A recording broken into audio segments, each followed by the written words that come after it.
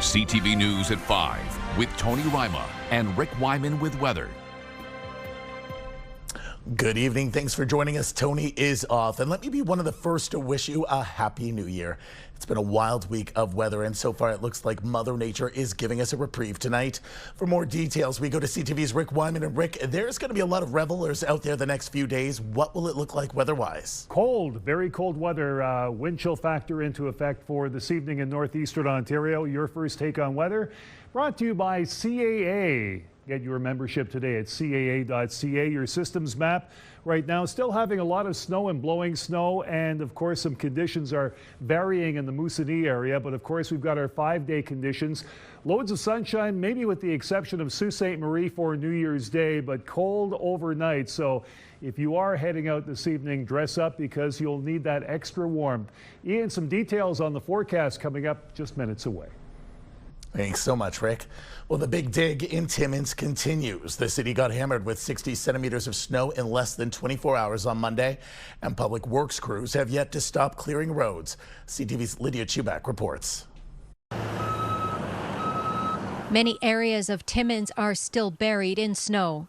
The mayor says it's going to take time before the city will get cleaned up. Because we really are trying to focus on where there's the higher traffic, but it all will get done eventually. And so they have put together the action plan to ensure that we can get ahead of this. Boileau says public works crews have been on the job for the past 4 days. They really are the true heroes in all of this. The public works crews and our contractors have been going around the clock nonstop since about Boxing Day, really. The day of the storm actually helped undig 18 ambulances overall. Our crews were actually clearing road access for priority calls ahead of ambulances. And then, of course, responding when an ambulance would get stuck.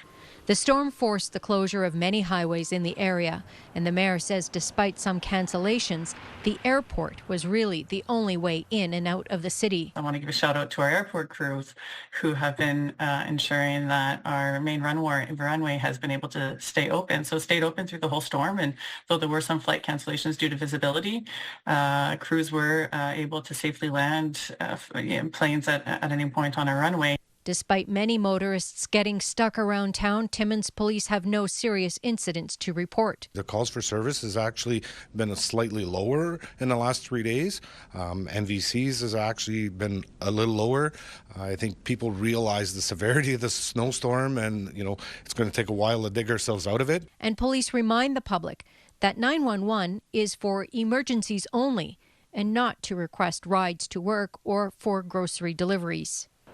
In addition to navigating the snow-covered streets and sidewalks, this is the 3rd day in a row the city's issued an extreme cold weather alert. People who require emergency shelter are asked to go to living space. Lydia Chubak, CTV News, Timmins. And flights at the Victor M. Power Airport in Timmins are going with minimal delays. Parking is an issue. While some spaces are plowed, many are still obstructed by the snow. The city has asked in a social media post this afternoon that people flying out should get dropped off if possible to alleviate the parking woes. This year's New Year's Eve is a national day of celebration, but volunteer organizations and law enforcement say impaired driving is still a real and present danger. CTV's Madison Merrier reports. Drive Sober campaigns have become very common in warning the public about the dangers of driving impaired. A lot of our messages are about the worst case scenario, someone gets injured or killed. But even if you get stopped at a sobriety check, that's a criminal record. Most people are getting the message, and that's good to hear. But there are always some that take a chance, and that's what the message should be: is that's not worth the risk. You're putting yourself and the other motorists at risk by doing so. However, despite the warnings, GSPS and OPP will be conducting ride checks to ensure compliance. They are checking and stopping vehicles to ensure that drivers are sober. We're reminding the public that a ride program can be anywhere at any time. There's no specific location. So I say getting caught by a police officer is your best case scenario, because at least you're going to walk out of that situation alive, as all your passengers. Police are asking community members to plan ahead, and there are many organizations in Sudbury to assist with the plans. If you are planning on enjoying the festivities, just to make sure that you plan ahead, get yourself a ride. I'm sure there's several agencies out there that are willing to provide rides. The unique feature of our service is that we drive clients home in their own vehicle. We're trying to keep our community safe, keep our roads safe, and at a very important time of year when the festive season is here and a lot of people are out celebrating with holiday cheer, and we don't want to see any more tragedies in our community. The donations-based Safe Ride Home Sudbury is one of the many sober travel options for the festive season, until New Year's Day at 2 a.m. when they wrap up their service for the year. Madison Merrier, CTV News, Sudbury. Sudbury-based Magna Mining continues to make progress on the Levack mine project. Magna announcing today the company has filed an independent technical report. Last month, the company said exploration of the Levack mine showed better deposits than anticipated. Copper, nickel, gold, platinum, palladium, and silver are all present at the mine site. Magna has already started infrastructure repairs and upgrades. If the company successfully reopens Levack mine, it could create as many as 200 new jobs. Blind River now the latest municipality to introduce a short-term rental licensing program. The program comes following community feedback on short-term rentals like Airbnbs surrounding fire safety, noise, and capacity in residential neighborhoods. According to the municipality, the licensing program will help ensure neighborhoods with short-term rentals remain livable and affordable, that the properties are insured and municipal services and infrastructure can support traffic. The policy takes effect in January. Applications are available on the town's website. The Ontario Court of Appeal is overturning a manslaughter conviction on an 11-year-old case. The defendant, a youth at the time of the 2014 murder in Thunder Bay, was charged in 2019 and convicted of manslaughter in a 2023 trial. The Court of Appeal found the original judge believed the defendant was lying and used that as evidence that the youth was guilty, despite physical evidence contradicting their testimony. The court has granted the defendant a new trial. We have more on this on our website at CTV News Northern Ontario.ca. Time for a quick break. Coming up on CTV News at 5, Rick has your full weather forecast. For now, let's go to a live shot of the Elliott Lake Miners Memorial. This shot coming courtesy of the city. The weather there is looking like it's going to be a lovely New Year's Eve, but will it hold? Only Rick knows. We'll check in with him after the break. Stay with us. You're watching CTV Northern Ontario.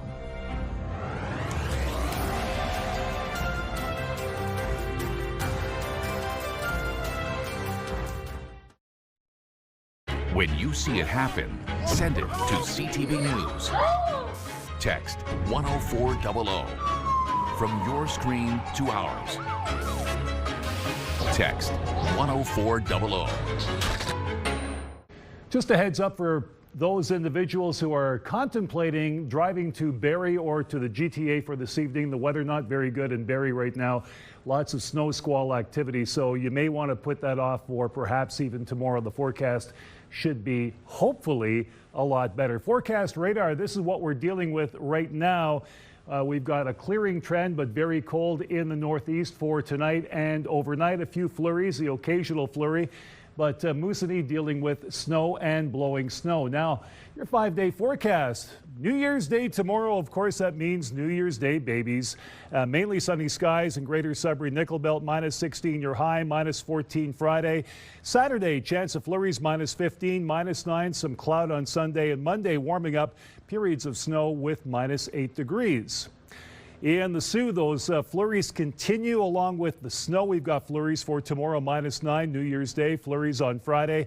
Periods of snow Saturday, -11, -4, cloud cover on Sunday, and periods of snow Monday again. Snow squall activity into effect once again at -5. We can't wait for the lakes to freeze over. Timmins, Cochrane, Kapuskasing.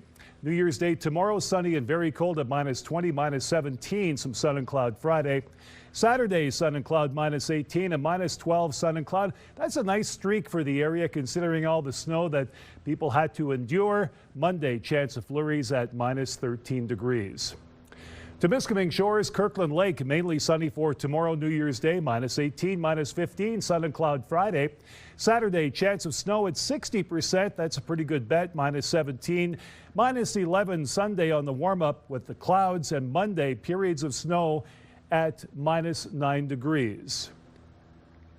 Meanwhile, in North Bay, West Nipissing, this is a nice forecast in terms of temperatures, if you're looking at that.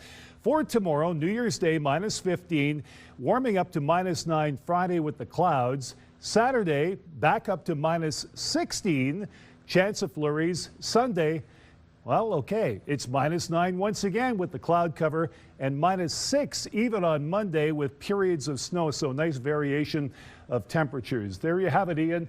So here we go into New Year's Day, with the exception of Sault Ste. Marie, mainly sunny skies for tomorrow. Back to you. Sounds good. Thanks, Rick. Well, in 2025, our country and the world were scorched with extreme weather. This summer became Canada's second worst wildfire season on record, driven by rising temperatures and drought.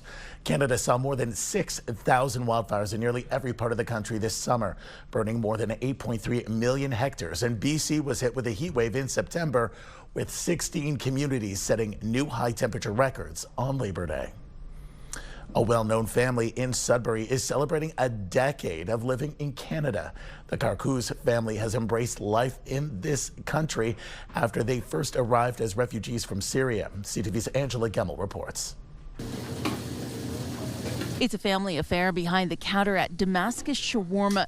The Carcous family is busy sharing their special day with their customers. When I came here, me and my wife, I have 3 children.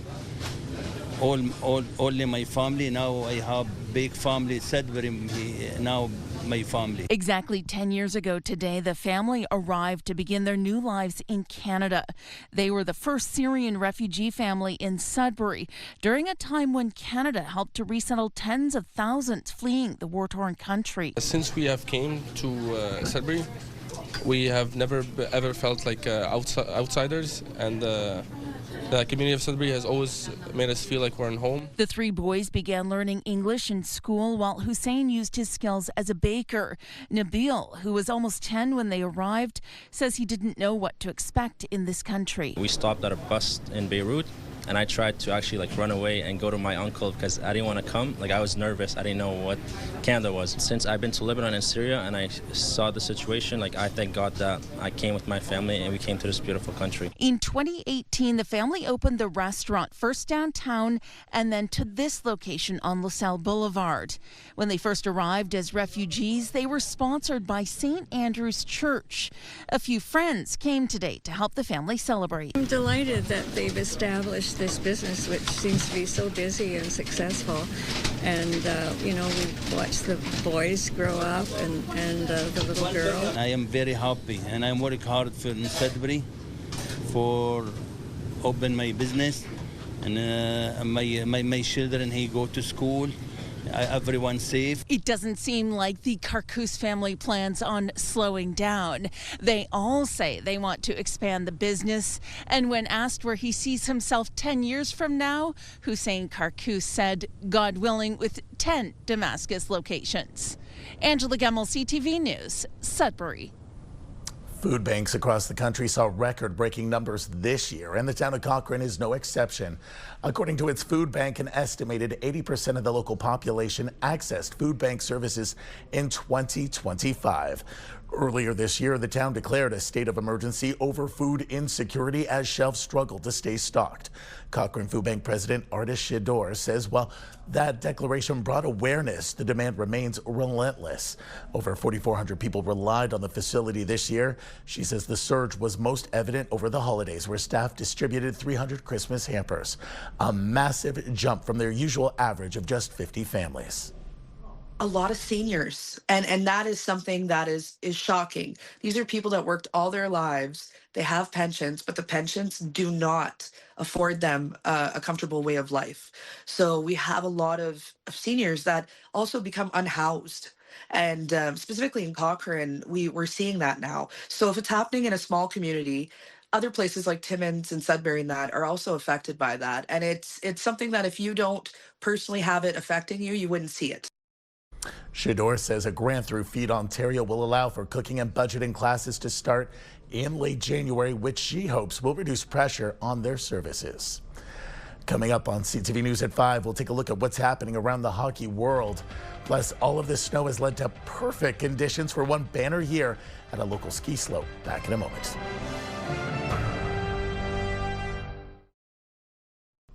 While the snow has created problems for some, others are reveling in a winter wonderland over at Laurentian Ski Hill early this year.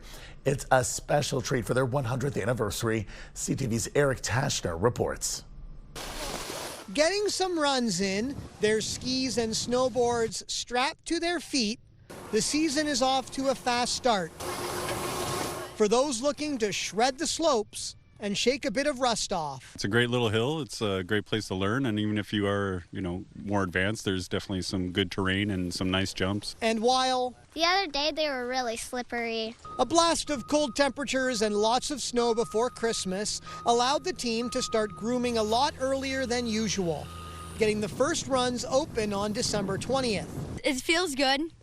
Last year it opened a bit later. We were able to open our chair for the first time in maybe 8 to 10 years this early. This season, the ski hill is celebrating its 100th anniversary. It was one of the first ski hills to open when skiing transitioned from a mode of transportation to an outdoor winter activity. Not only are we Canadian, but we're Northern Canadians. So in the wintertime, people are looking for things to do. And skiing is, brings people together. I get to hang out with my friends, my family, and I get to do cool tricks with my skis. For its centennial season, the ski hill is expecting the slopes to be jam-packed, with the North Bay Ski Racing Club scheduled to host a race in February and the elite alpine ski team training here as well. And for casual keeners, some who got new gear for Christmas. Yeah, I got new goggles. Well, they're just hoping the cold will be here to stay. I like just going down different hills. So their runs will be sleek and, of course, fast. It's a lot of adrenaline and really fun, and just love when there's jumps and stuff. It's nice to get the legs back and get a feel for the board. Eric Tashner, CTV News, North Bay. Well, after weeks with no winning ticket, last night's massive Lotto Max jackpot found a winner. Someone in London will be ringing in the new year $80 million richer today. Several of the 49 Max Million prizes up for grabs were also won. However, it doesn't look like any of them were in Northern Ontario. Friday's Lotto Max jackpot is estimated at $46 million. The winning streak continues for the Sudbury Wolves. Provorov with it, sends it in front, Alex Ferran, backdoor Blonda, score! Luca Blonda would net his first goal of the season. That goal would be clocked as the game winner as the Wolves took down the Kitchener Rangers 4-3 last night. The Wolves have now won 5 in a row as they head south to face off against the Barrie Colts, who currently sit atop the Central Division. That game starts at 7:30. Meanwhile, the Kitchener Rangers were looking for redemption in North Bay this afternoon, taking on the Battalion. Despite the Battalion drawing first blood, the Rangers would come back quickly, winning this one 4-2.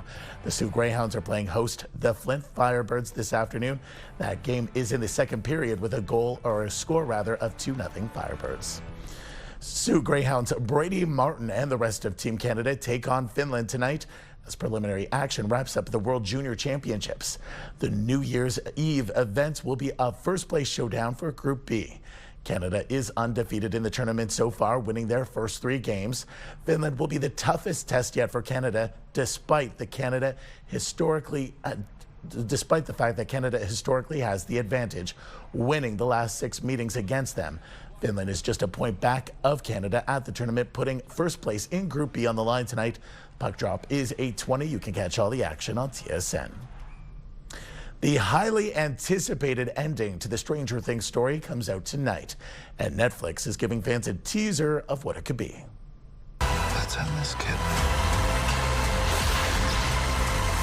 Mother of God. That's going to be so good. The finale, expected to be over 2 hours long, is looking to fill some big shoes with what fan expectations are and the hype built around one of Netflix's biggest shows to date. It'll also serve as the final outing of the Stranger Things gang that appeared on screens back in 2016. Fans in Canada and the U.S. can also watch the finale in select theaters when the episode comes out. Winter Wonderlights is nearing its end at Whitewater Park at Zilda after over 7,000 people registered for the program, according to Gary Michalik. Originally, Cafe Heritage was unable to serve hot chocolate on their last 2 nights, but the community response has been so strong, organizers are now able to serve the festive beverage tonight and its final day, January 1st. Well done. When we return, we'll take a look at your community close up. You're watching First at 5.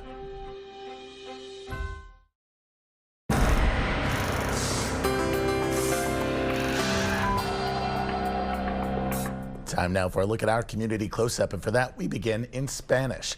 Beautiful country there along the North Shore, and Karen Stanlake sent us this incredible video of a pileated woodpecker visiting their deck. What an incredible opportunity to get so close. I could look at these birds forever. Thanks so much for sharing, Karen.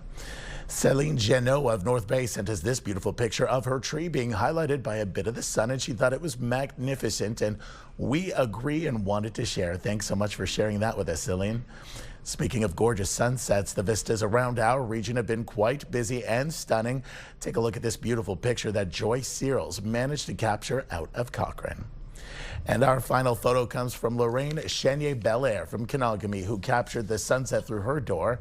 What an incredible couple of evenings we've had. Let's hope the weather slows down so we all get a chance to get out and enjoy. Thanks, Lorraine. If you have any pictures, videos, or events you'd like us to showcase, you can email them to us at communitycloseup@bellmedia.ca. The stage is set for another monumental New Year's celebration in Brazil today, a year after the world's largest year-end celebration in the capital of Rio. City officials say 19 barges have been deployed on the waters along the coast, set to launch fireworks for 12 minutes come midnight. Last year, the city won the Guinness World Record for the biggest New Year's Eve celebration in the world, attracting some 2.5 million attendees. Wouldn't that be incredible to check out? There's more news for the North coming up at 6. For now, continue watching as we hand things over to CTV National News.